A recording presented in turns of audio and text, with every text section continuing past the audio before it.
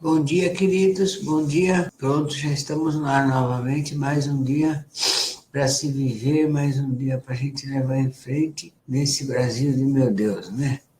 Então, eu estava ontem, recebi uns amigos aqui em casa e nós estávamos falando sobre a ayahuasca, o uso da ayahuasca na América Latina, no Brasil, falando de forma geral, como é que é essa coisa da ayahuasca, porque quer queira, quer não, a Porta do Sol, nós somos um dos grupos antigos, já pode ser considerado antigos aqui no Brasil. Nós temos 22 anos de trabalho sem interrupção. Existe alguma coisa que nós podemos fazer e contar. Então, nesses 22 anos, a gente influenciou muitas pessoas. Muitas e muitas e muitas pessoas passaram pela Porta do Sol. Mais gente do que nós conseguimos imaginar que vieram. Então, mas quando a gente começou assim bem lá no começo, não tínhamos ideia de nada. Eu acho que a ideia que nós temos hoje é um pouquinho mais, mas não é que avançou tanto. Hoje a gente tem mais segurança sobre o que está falando. Mas, sabe, não existia literatura, toda a literatura que tem havido sobre a ayahuasca nesses últimos 20 anos tem sido produzida por um grupo muito pequeno de pessoas que insiste em escrever e falar, entre elas eu me encontro, porque não há como escrever sobre o êxtase, o transe. Então as pessoas ficam assim, o trabalho de pesquisa é difícil. Mesmo livros das pessoas falando suas experiências, as mais favoráveis, as mais agradáveis, as mais desagradáveis, é muito pouco, quase nada. Então a gente está procurando, estou querendo mostrar para vocês a literatura que tem a respeito. Eu tinha no site, num outro site que a gente fez, uma lista de muitos livros de todas as linhas que eram escritas. Eu espero fazer essa lista outra vez, porque é muito bom a gente ter a capa do livro, o comentário, para a pesquisa das pessoas, porque quando a pessoa começa a tomar ayahuasca, ela jamais vai pensar sobre o que é ayahuasca. Ela vai por uma razão muito pessoal, por motivos muito pessoais.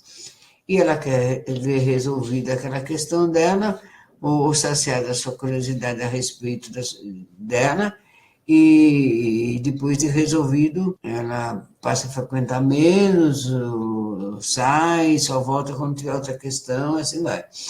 Hoje em dia já não, as pessoas vão e ficam. Elas querem saber mais, elas querem entender mais sobre o assunto. E estão mais curiosas, estão mais. Já estão pesquisando, acho que esse é o fator da internet, do Google, né? Você põe um nome e pum, vai. Então, mas mesmo assim é difícil você achar os livros sobre a ayahuasca, sobre literatura a respeito. Então, no começo parecia que era um chá que de repente só dava no Acre. E todas as coisas que a gente falava sobre a ayahuasca era misterioso, é tudo misterioso. Você não sabia o que se tratava, coisa de índio, índio atrasado, índio ignorante, achavam tudo isso. E os índios mesmo tinham dificuldade de expressar o que era em português. Então, ficava mais complicado ainda. Aí falava assim, não, mas tem um grupo lá que tem um senhor que ele está dando ayahuasca, o mestre Irineu, mas ele também não escreveu. Daí você tinha que entender um pouco o que o ayahuasca olhando no inário dele. Aí tinha o Sebastião, era mais complicado ainda. Aí seus discípulos começaram a escrever.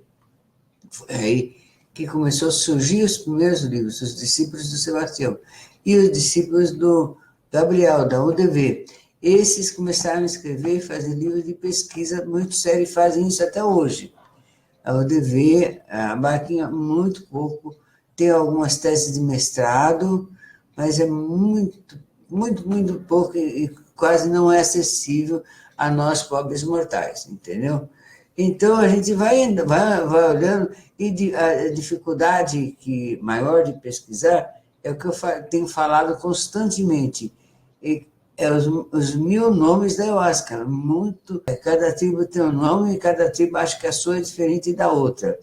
É a mesma coisa, Barquinha, UDV, Daime, Santo Daime, União do Vegetal, não, o meu é único, é diferente. Então, essa falta de união, de unidade entre a concordância entre as plantas, entre aqueles que consomem esse sacramento, que usam nomes diferentes, como se fossem diferentes, tem realmente dificultado a pesquisa e o entendimento. Mas hoje nós já entendemos. A gente entende, fala, é o vegetal, a gente sabe que é o cipó chacona. É a vaquinha, a gente sabe que é o cipó chacona. A união do vegetal, o daime, a gente sabe que é o cipó chacona. É o santo daime, a gente sabe que é o cipó chacona. É o grupo tal, a gente sabe que é o cipó chacona. Então, agora tem aparecido grupos, pontos de luz, que se chama pontos de luz. São grupos que não é igreja, não é... É um ponto de luz, quase uma coisa doméstica, como é a tradição da ayahuasca mesmo. Ela começa dentro das famílias, da casa. Então, alguém se sente um chamado, começa a fazer um trabalho, canta o Inário do Mestre, faz um popurrí, põe uns discos e dá para a família e fica ali. Um grupo pequeno, geralmente grupos que não passam de muitas pessoas, nem se classificar muitas ou poucas, mas não tem lugar fixo, uma hora faz aqui, outra hora faz ali, faz dentro da casa, e não abre assim, a porta aberta para Deus e o mundo. São pontos de luz. Então, esses pontos de luz se espalham é o que leva, geralmente é o que leva para o mundo inteiro. Então, vai para cá, vai para lá, vai para lá, vai para lá, vai lá. Então, as pessoas vão fazendo. E elas não têm compromisso com nada, têm compromisso com aquele grupo deles mesmo. Então, não precisam escrever, não precisam fazer estatuto. Precisar, quando ela começa a fazer estatuto e organizar, daí já vira igreja. Então, a maioria desses pontos de luz para nesse pedaço, porque é um compromisso realmente muito grande, até para fechar depois. Então, as pessoas param nesse pedaço na hora de virar realmente uma igreja, ou pode chamar de centro de estudos. Tem vários nomes que dão aí, mas é igreja, porque daí já tem estatuto, tem CNPJ, tem igreja que busca para os membros para se manutenção o dízimo. Essa é a igreja que vai melhor, é essa do dízimo. Tem outros que fazem coleta mensal, ou tem outros como nós, que a pessoa só colabora quando vai. Está cheio de grupos que fazem, cada um faz do seu jeito. Então, essas aí vão espalhando pelo Brasil, vão espalhando pela América Latina e pelo mundo. Tanto abrem com muita rapidez, como fecham com muita rapidez também. Então, nesses tantos anos, eu tenho visto muitos grupos começar, muitos grupos fechar. E aí, a mesma pessoa abrir um espaço, depois parar 2, 3, 4 anos, depois abrir outro, depois parar 2, 3, 4. E assim ela vai indo até afirmar ou não. Tá? Nós, da nossa parte, da Porto Sol, a gente começou e nunca parou. Enfrentamos tudo quando foi oscilações que o país deu e nunca paramos. Tivemos trabalhamos em casa durante muito tempo.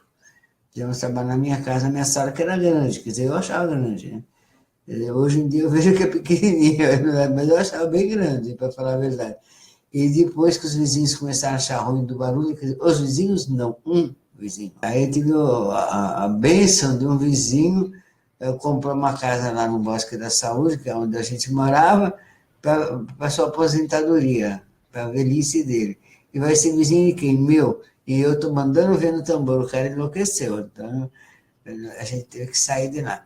Daí foi que nós começamos, tínhamos amigos, frequentadores que eram artistas, atores, a gente foi fazendo nos teatros, escondido. Os caras do teatro também não podiam saber. Então, quando acabava o teatro, a gente entrava. Aí, para falar o que para o porteiro? Que a gente estava ensaiando. A gente estava ensaiando a peça Falei com Meus Índios na Floresta, que ficou anos e anos nesse ensaio. Então, a turma fala, nossa, dedicados, né? Quanta gente vai ensaiar essa hora, todo mundo é dedicado. Eu nem vou dizer por onde nós andamos, porque vai comprometer esses artistas, mas quase todos os teatros de São Paulo a gente andou e fez trabalho. E a gente gostava, mas carregava ayahuasca, instrumento, tudo. A gente que levava tudo, né? Montava e desmontava. Então o trabalho existia quando o nada começava. Não dependia assim do local, não era o local que mantava o trabalho. É ao contrário, nós que mantávamos o local. Todos os locais que nós andamos melhoraram. Entraria reforma, arrumou, ficou melhor. Todos eles. E depois a gente ganhou a gente foi fazendo um espaço de um sítio de um amigo nosso. E aí ficamos lá um tempo. Mas lá tinha um sério problema que era enchia de água a metade do terreno, e era justamente onde a gente tinha feito a oca. Então, um pé na lama, legal, mas mesmo assim era o que a gente tinha, a gente era muito grato. Nós investimos bastante lá. Aí a gente ganhou um outro terreno, que foi em Minas, que a gente fazia um feitio. Também investimos bastante lá. Então, em todos esses dois lugares, chegou uma hora que daí já não deu mais para a gente ficar, por 300 razões. Aí a gente voltou a fazer na casa das pessoas. E daí a gente foi para Marinque. Voltou para o teatro e depois fomos para Marinque. Então as pessoas que vinham de fora, via a gente fazer trabalho no teatro, achavam que nós fazíamos rituais dionisíacos. Não fazemos não. A gente gostava, agradecia a Dionísio por estar dando seu teatro, seu espaço sagrado para nós trabalharmos, mas a gente não fazia não, a gente fazia exatamente o que nós estamos fazendo hoje, um binário. É isso que a gente fazia. Mas quem via de fora pensava milhares e milhares de coisas assim, absurdas, inclusive. Né? E a gente também não sabia que as pessoas pensavam, a gente fica sabendo tudo depois. Então, até que a gente começou a registrar essas coisas, escrever. Foi onde eu escrevi os livros e comecei a contar a história da Porto Sol, fazer site, essas coisas todas.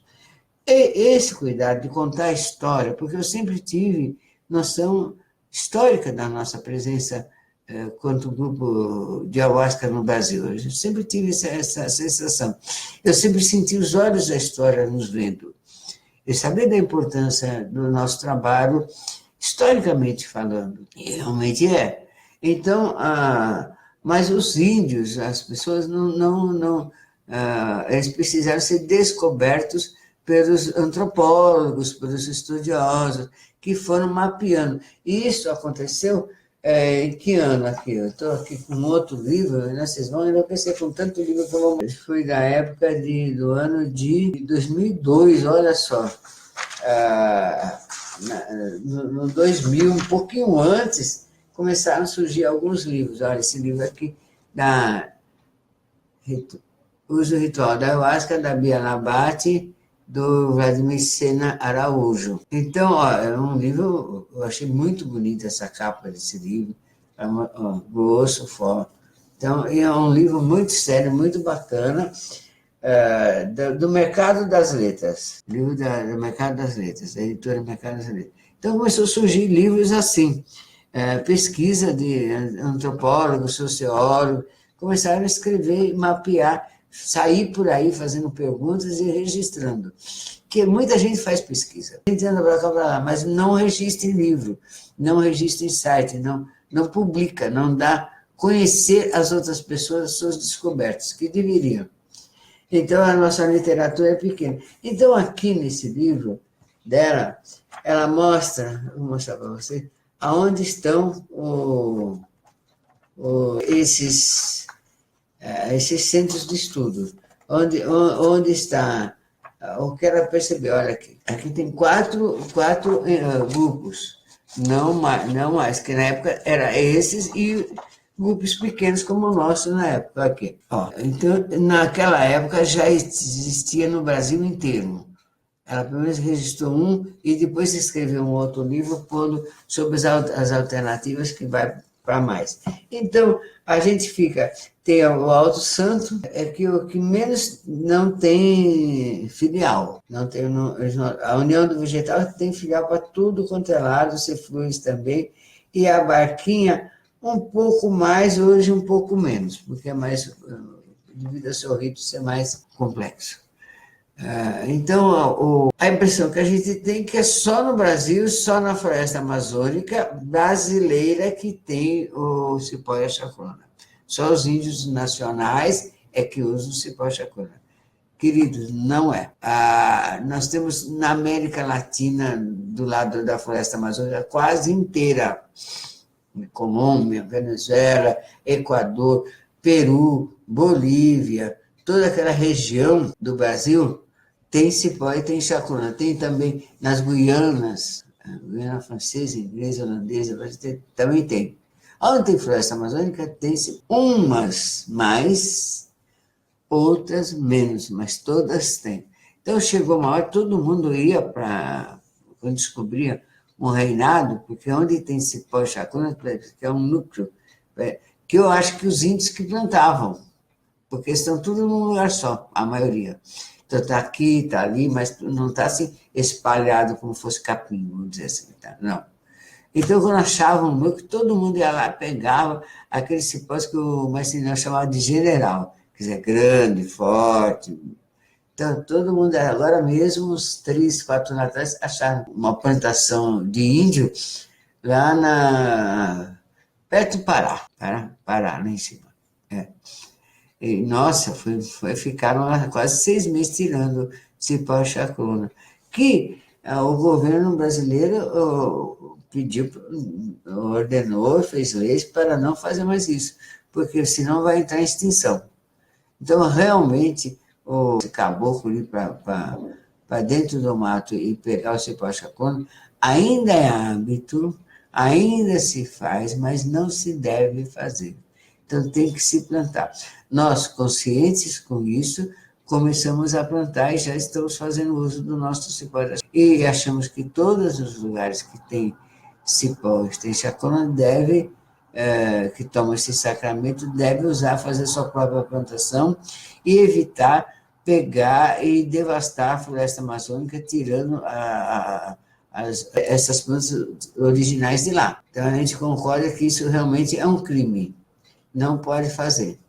Mas ainda eu sei de notícia de gente falar, isso aqui é da floresta, eu fui lá no meio da floresta, peguei, eu já vi fotos de pessoas lá no meio da floresta pegando cipó e chacruna, indo lá comprando terreno no Acre ou no Amazonas para fazer base para ir para a floresta, para pegar mais cipó e chacruna da floresta. Não que não plante ali também, mas planta assim, olha, se dá tudo pequenininho. Então o cara faz um monte de sacramento, ele vai buscar na floresta. Não pode, não deve, entendeu? Porque é muito uso. Então, se no Brasil já tem em todos os estados, naquela época já tinha mais de um em cada estado, agora tem muito, mas tem todas as cidades, essa é a verdade, e tem em todo o país.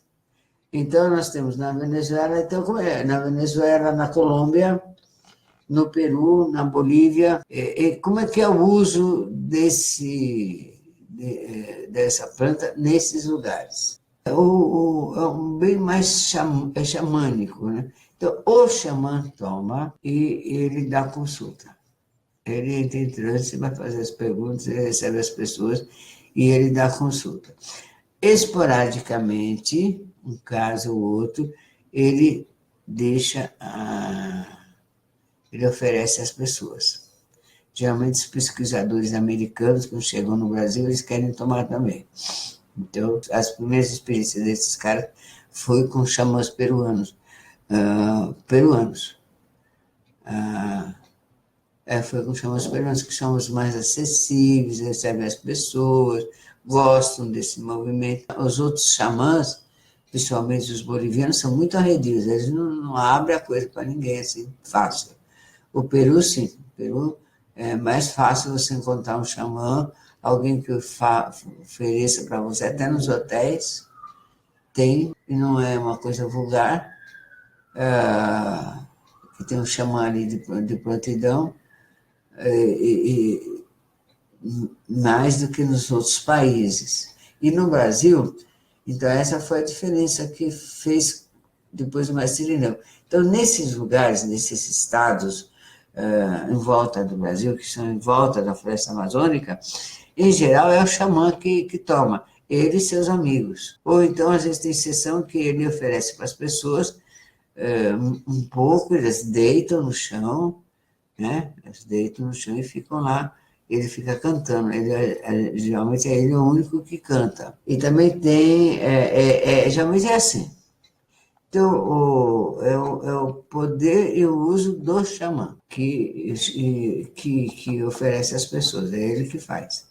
O mestre Irineu, não sei se ele sabia ou não sabia, porque não deixou nada. Ele socializou isso tudo. Ele fez a ayahuasca, o sacramento, fez os cantos, reuniu seus amigos, né? Nessa hora que ele fez, ele se tornou xamã, reuniu seus amigos e ofereceu para todo mundo que quisesse. E inovou mais uma vez, deu para as mulheres e para as crianças e para os velhos, coisa que ninguém jamais faria. Ao fazer isso, ele faz o quê? Ele socializa o saber. Então, está acessível a todos. Então, aonde ele foi, se você conseguir, você vai também, mentalmente. Ele vai dando os endereços através dos cantos. Então, aí cada pessoa começou a abrir um pouco a sua consciência. Quando abre um pouco mais a sua consciência, a pessoa se sente mais livre, mais um espaço mental para ousar pensar outras coisas que ela não pensava antes, e abre também a inteligência, abre também, melhora também a memória. Então, nossa, claro que causa um grande reboliço, porque saiu daquele hábito dos xamãs da América Latina, que ele tomava e ele dava para as pessoas quando elas precisavam, tinham doença, a pessoa ia esporadicamente ao xamã, não é que, e ele estava lá, mas não é que a pessoa ia toda semana, não fazia disso um hábito. Quem tomava mais era ele mesmo. E eles também têm aquela coisa de fazer um pouquinho e tomar na hora, eles não guardam nada. Então era isso. Então, quando o mestre Daniel começou a fazer, e fazer o ritual toda semana, ele mudou.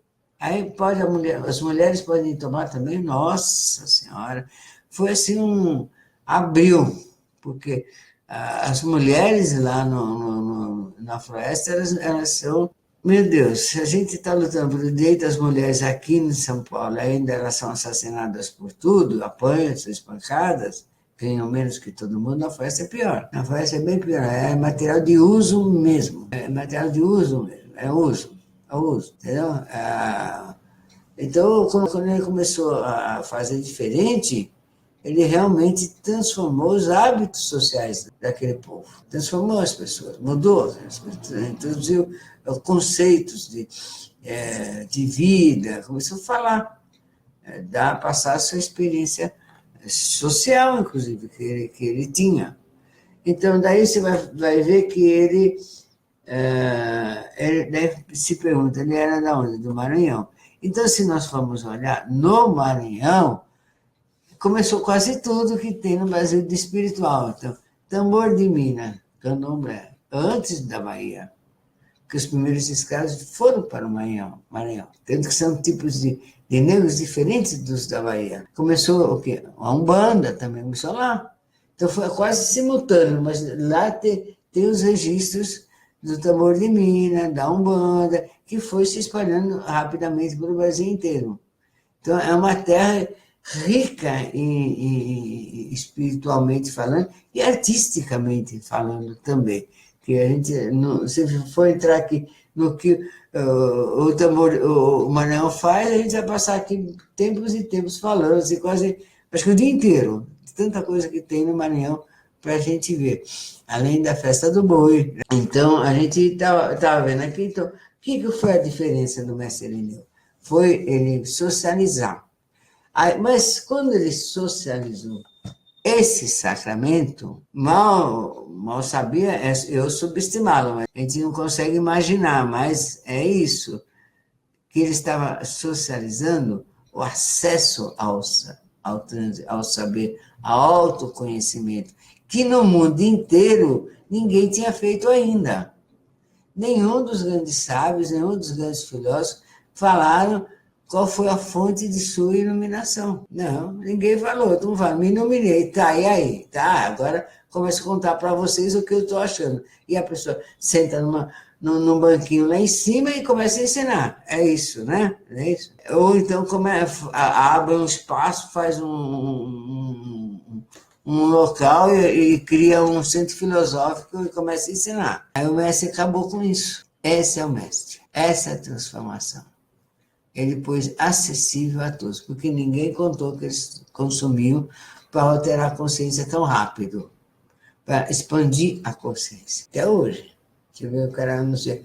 Iluminei, mas ele não conta o que foi que fez ele iluminar. Eu calo minha boca aqui. Tá?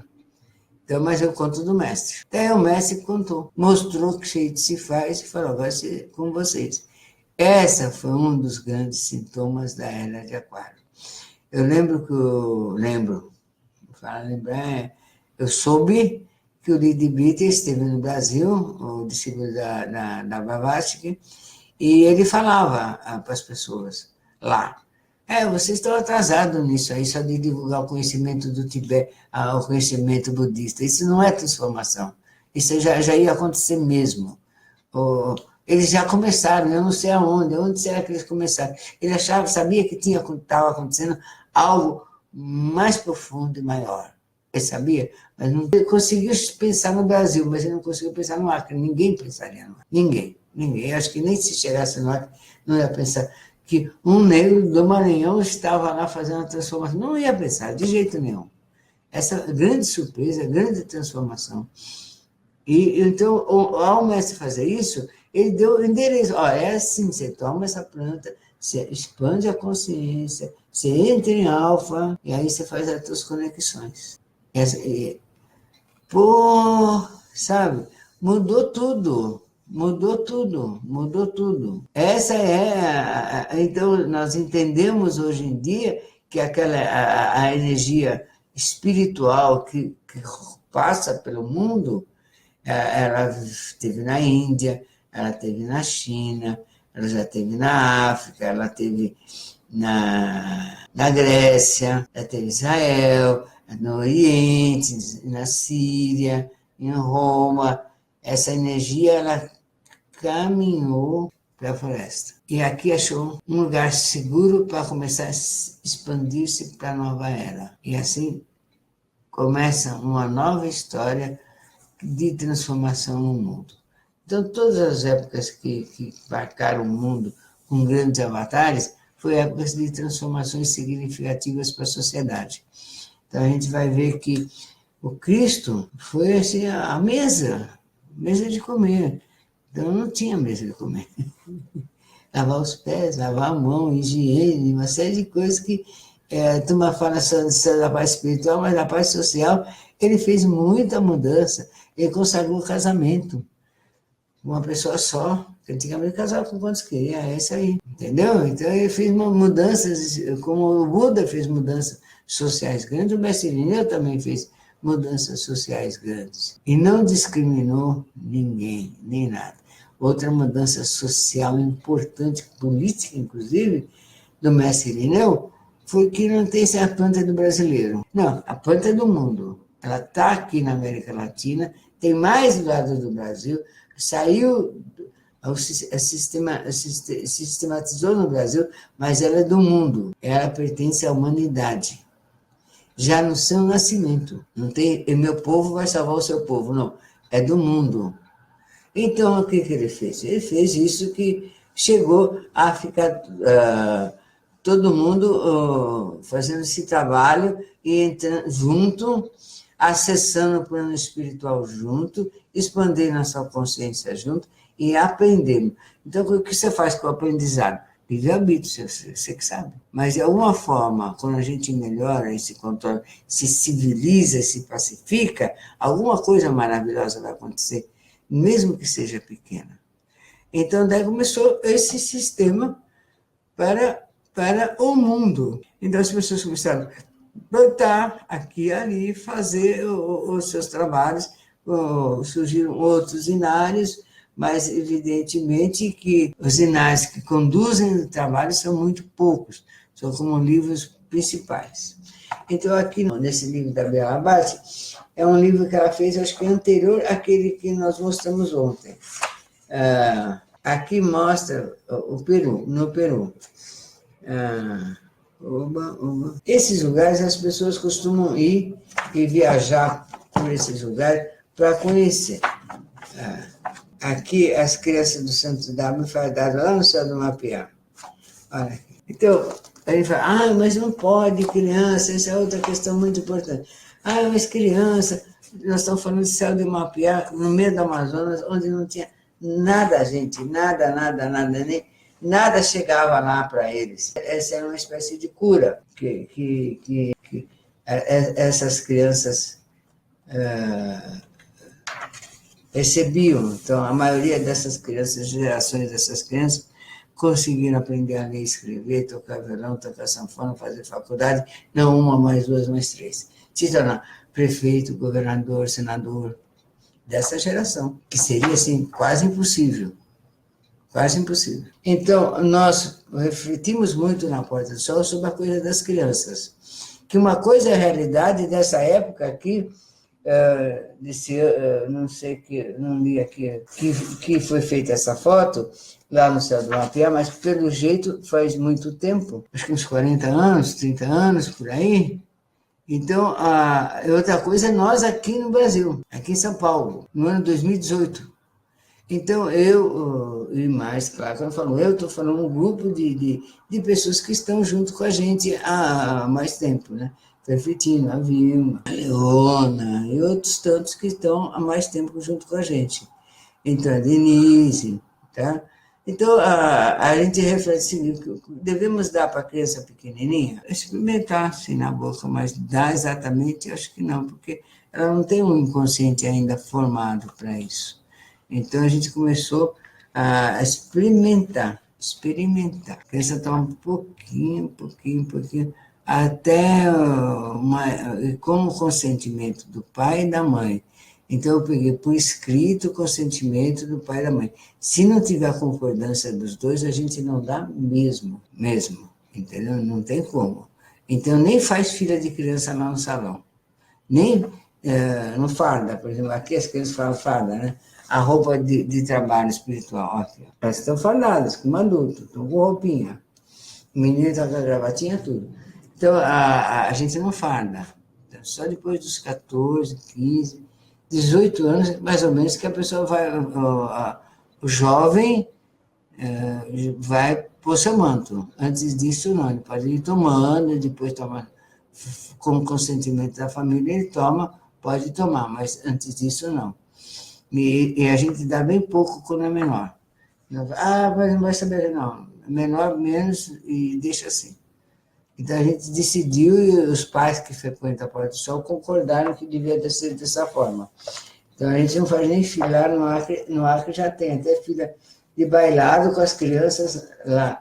Mas eles lá, nós aqui não acho que devemos fazer. Aqui, vou mostrar mais fotos para vocês. É muito legal ver essas fotos antigas, esse pessoal idealista que acreditou no ideal e foi nele.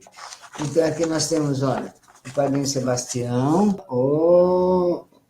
aqui, ó. O Padrinho Sebastião aqui, e o Alex Polares aqui. O Padrinho Sebastião é de Juruá.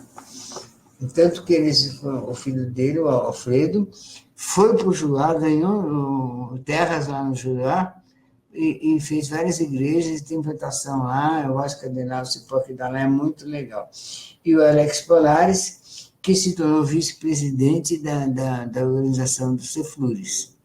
Então, você veja, um índio nascido lá no Juruá, que viveu sua vida, a maior parte da sua vida no Acre, na época do mestre Irineu, levou um bando de gente para o Mapiá, que já era Amazonas, não é mais Acre, expandiu a Oscar para o mundo.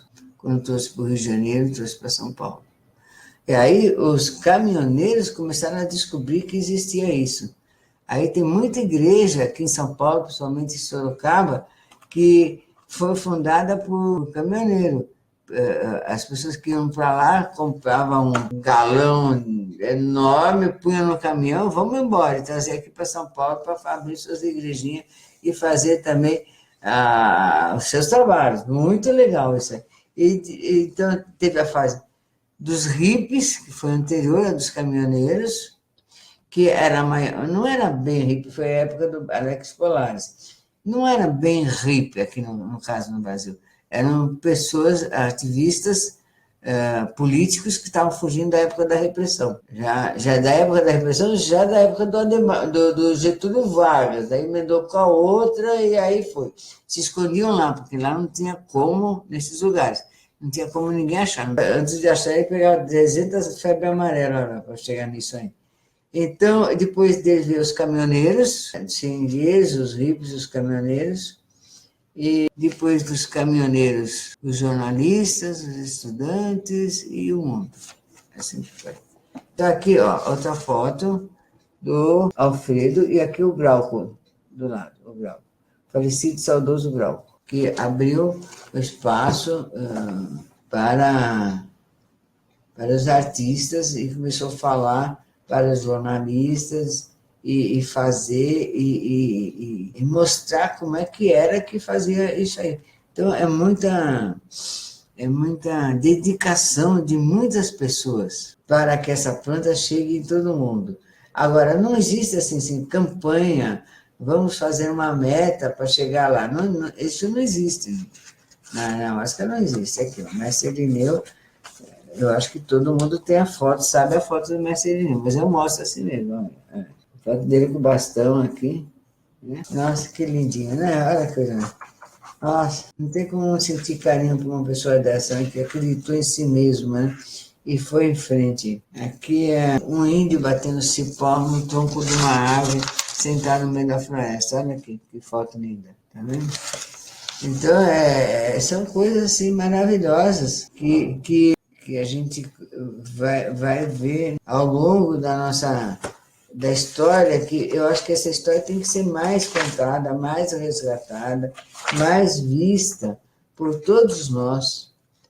Então, aqui, eu acho que nós temos muitos pesquisadores entre nós que devemos entender mais como é que era na época do descobrimento, como é que foi, resgatar essa história maravilhosa que é o caminho dessa planta para chegar até nós. Como é que esse copinho chegou aqui? Como é que você chega lá e então, como é que é isso? Como é que chegou aqui? Qual foi o caminho que foi percorrido? Que pessoas tomaram antes? Que pessoas que divulgaram antes? E não houve nunca assim reunião você vai reunir pessoas para fazer método, para falar que o jeito deve ser, para organizar o movimento. Isso não existe. A Patrícia Moções está perguntando o nome do livro. Patrícia, aqui, querida, tá? Uso o ritual da ayahuasca da Companhia das Letras, ok? Ok. Então, ela não tem uma chefia, não tem. Mas tem gente que não é competente, que não tem licença espiritual, está fazendo trabalho. Daí eu vi que fez isso. A planta, existe uma coisa que as pessoas resistem em aceitar. Esse chá, gente, ele tem a sua própria inteligência. Conta a lenda, e eu acredito como fato, que o Inca Ayahuasca veio antes de passar desse mundo, ele falou que ele ia entrar no espírito dessa planta para ela ser dada para todos os povos do mundo, para ensinar as pessoas a se pacificar. Isso é única.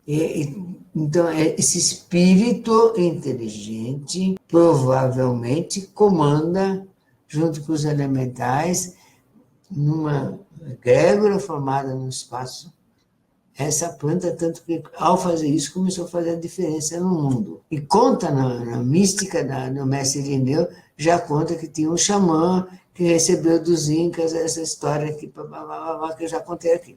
Então, olha bem, essa planta ela tem uma inteligência própria, não tem como.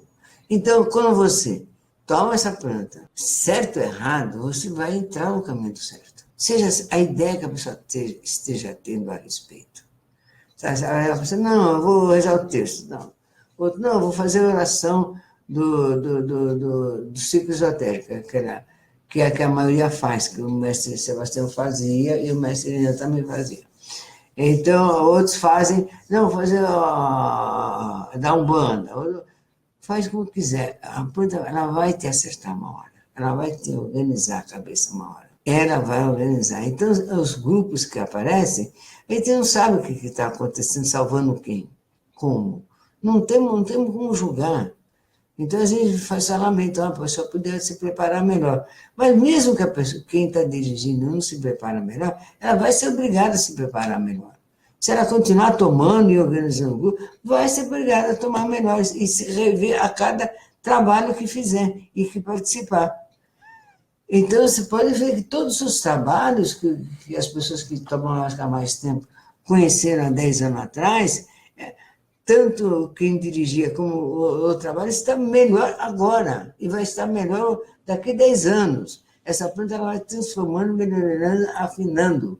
Até o Alto Santo, até o Cefluz, até o Céu do Mapear, até o DV, todo mundo, abarquei todo mundo. Ele não nasceu assim, ficou assim, sem rigidamente. E uma das coisas que essa planta não é rígida. Não quer dizer que todo mundo tem que dar seu pitaco, ela dá seu palpite para mudar como queira. Não é assim, ela se autotransforma sozinha, entendeu? Então a gente não pode falar mal de ninguém, nem fazer crítica.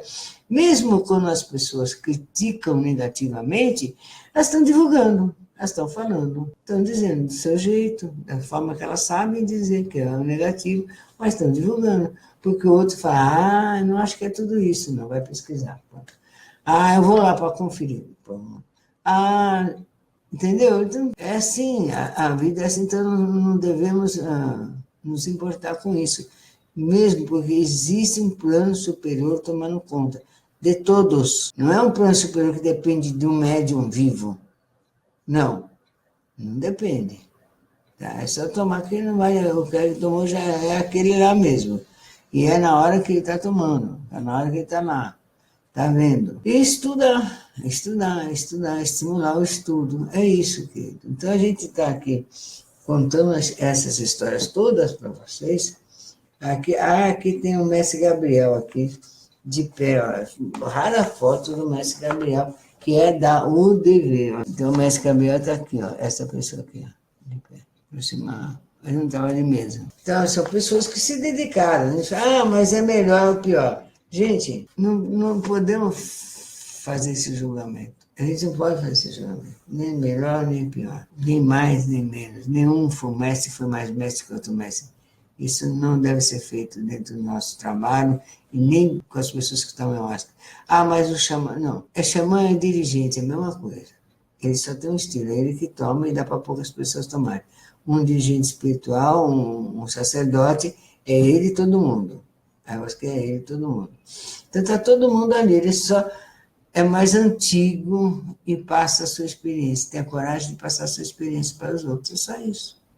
E se responsabiliza de falar, olha, tal dia vai ter trabalho, e organizar ali. Não é muito diferente de todos, são praticamente porque todos têm a mesma experiência, todos têm oportunidades iguais. O que difere é o que se acessa. Então, quando você toma ayahuasca, você acessa o quê? Para onde você vai? Quais são as suas ligações espirituais? Essa é a diferença. Se ligou imediatamente com um ser iluminado que chamou de Nossa Senhora da Conceição, porque não teve outro nome para dar. E tem gente que se liga no quê? É isso. Então, isso que nós devemos ver quando você fala assim, eu vou lá para fazer o meu trabalho. O que é o meu trabalho? Quando eu falo sobre as minhas questões pessoais, os meus problemas pessoais, eu estou fazendo o meu trabalho, é isso. Então, alarga a sua consciência, aumenta, dá um espaço maior para incluir o universo. Nós fazemos parte dessa rede cósmica no universo, entendeu? É isso, queridos. Então, acho que hoje já falei bastante, falei muito. Cada dia assim eu falo assim, prometo para mim mesmo que eu vou falar menos. Mas aí eu não me aguento e falo mais. Então eu queria agradecer a presença de vocês todos aqui hoje. Depois a gente vai detalhar esses livros, falar mais. Então eu queria ler o nome das pessoas que estão. Fábio C. E mais isso aqui. Então, aqui está escrito, aqui são essas. Mas às vezes tem mais, porque eu estou vendo que está a Betina, e tem mais pessoas que o Luciano. Nossa, quanta gente aqui que não aparece nessa lista aqui, mas tem bastante gente. Obrigado pelos coraçõezinhos, né? Obrigado pelos sóis, muito obrigado. Desejo a vocês um bom dia e agradeço a visita que nós tivemos ontem, da Kelly e a família dela. Vieram aqui conversar, e eu estou disponível para conversar com quem quiser conversar comigo. Eu fiz uma jantinha, dei um macarrãozinho, uma saladinha, e passamos uma noite muito agradável. Tá? E a irmã dela me acertou o cabelinho, me ajudou. Muito obrigado, querida. Então, e sábado nós estamos aí, tem um trabalho às 7 horas da noite. A Vilma está aqui também, minha querida filha. E eu espero vocês lá para vê-los fisicamente. E sexta, quinta-feira, tem ensaio da banda aqui em casa também. Então, bom dia para vocês. E hoje é um dia assim que vamos ser. O Brasil vai se comover daqui a pouco. E eu acho que o brasileiro gosta de uma emoção forte. Uma emoçãozinha sutil não vale para nós. Nós gostamos de algo impactante, né? E temos. Tá? Então, muito obrigado, queridos. Muito obrigado por tudo. Um beijo e até amanhã.